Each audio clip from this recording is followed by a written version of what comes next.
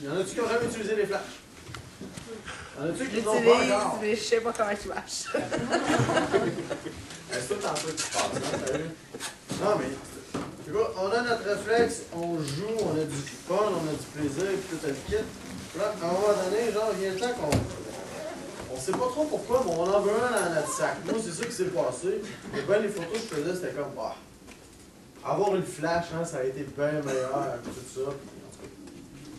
Finalement, tu dépenses un 200-300$, t'as ta petite boîte, t'es super content.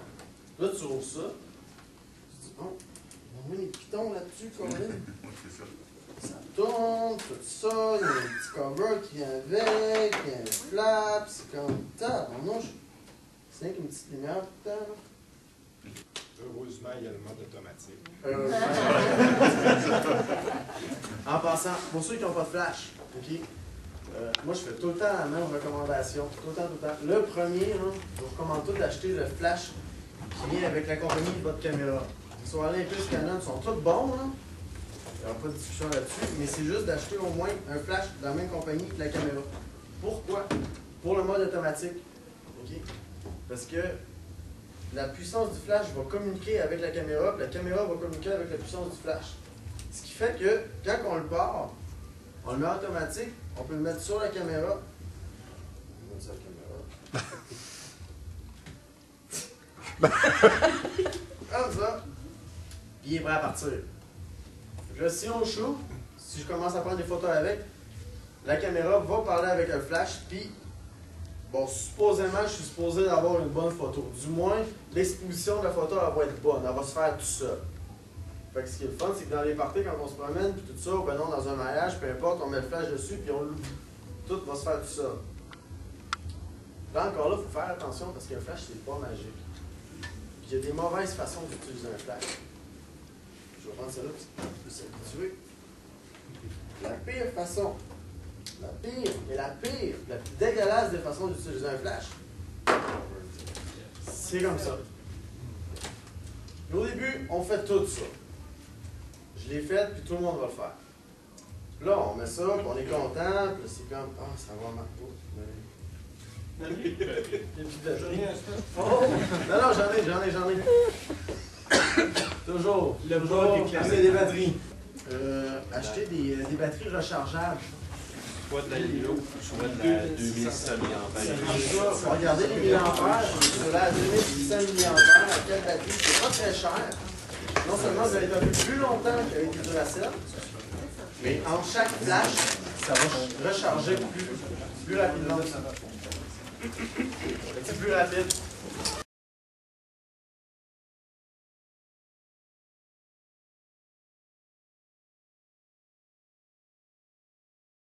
On est prêt, on peut shooter sans problème, ça shoot. Mais ça va faire exactement la même qualité de photo que votre voisin avec son petit clou de vis à 300$. Ça va exactement faire le même type de photo. Là, c'est ça qui est plate, par exemple, parce que j'ai pas le projecteur. Parce que moi, ce que j'avais le goût de faire, c'est de brancher la caméra sur le projecteur, puis à chaque photo, je vais être capable de vous montrer comme l'avant, puis l'après, puis qu'est-ce qui est bon, puis qu'est-ce qui est mauvais. Donc là, on va essayer comme de...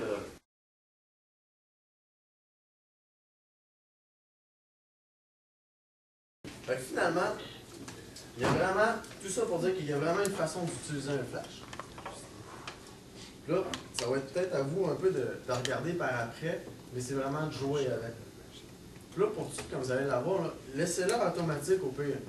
Parce que le principe manuel, alors vous allez voir, il y a plein de pitons. On peut changer le zoom sur un flash, on peut changer la puissance manuelle. On peut même régler, comme on peut dire, sur notre flash, on peut dire, ben mon sujet il est à 3 mètres. Fait que mets la puissance en fonction de... Jamais vous allez vous servir de ça. Vous allez mettre soit en manuel, vous allez régler votre puissance vous-même, ou vous allez mettre en automatique. C'est bien rare que vous allez jouer entre les deux. Ce qui va faire la différence, ça c'est ce qui est très important, c'est le fait de pouvoir déplacer le flash. C'est ça qui va vous faire une belle lumière. Okay? C'est ça qui est important. Fait que même pour votre premier flash, il y a des flashs qui sont pas chers, justement, comme Jean me parlait. Ça, sur les... Comment t'as payé ça? 14 piastres. 14 piastres, 15 piastres. C'est un flash, ça fait un job. Sauf qu'avec ça, sur la caméra, vous ne serez pas capable de faire mieux que ce que je viens de vous montrer là. Sauf que tu peux en avoir un qui pivote exactement comme ça pour 30$.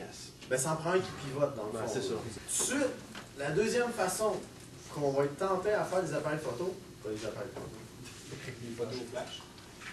des photos, ça va être de mettre le flash direct au plafond.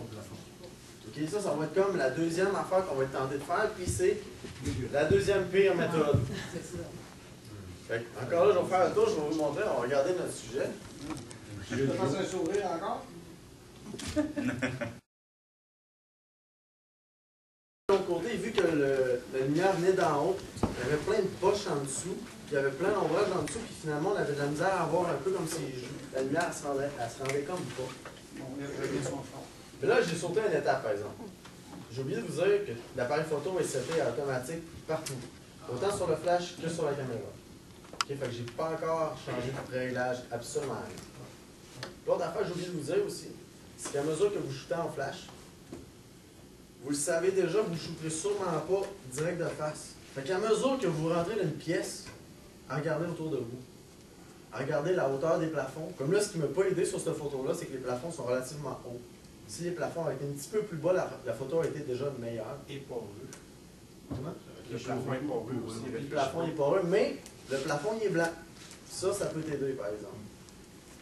Si on utilise, par exemple, les murs, c'est ce qu'on va faire, ça va être la prochaine étape, on ne pourra pas prendre le mur de fond. Parce que le mur de fond, il est bleu. Fait que si on fait réfléchir notre lumière sur le mur de fond, à ce moment-là, la lumière va devenir bleue. Puis ça sera vraiment comme pas très bien. Habituellement, on cherche plus à comme mettre la lumière plus chaude un petit peu, puis ça, c'est va avoir l'air malade, c'est pas compliqué. À moins d'ajuster ta balance des. Oui, mais encore là, il faut faire attention aussi, parce que si jamais tu shootes à l'intérieur, puis tu prends le flash, habituellement, ce que tu vas faire, c'est que tu vas essayer comme de balancer ton flash avec la pièce un petit peu. Parce que tu veux pas que ton flash soit ta seule source de lumière dans la photo. Parce que sinon, encore là, ça va avoir l'air d'une photo qui est vraiment comme... qui est un peu snapshot, qui est très artificielle. Fait que tu vas essayer comme de mélanger ça un peu, je vais vous montrer comment tantôt, avec les lumières qu'il y a déjà dans la pièce. Puis si tu prends un mur bleu, ben à ce moment-là, -là, c'est sûr que tu vas avoir une couleur de lumière comme ici. Ça, c'est une couleur qui est très chaude pour la photo.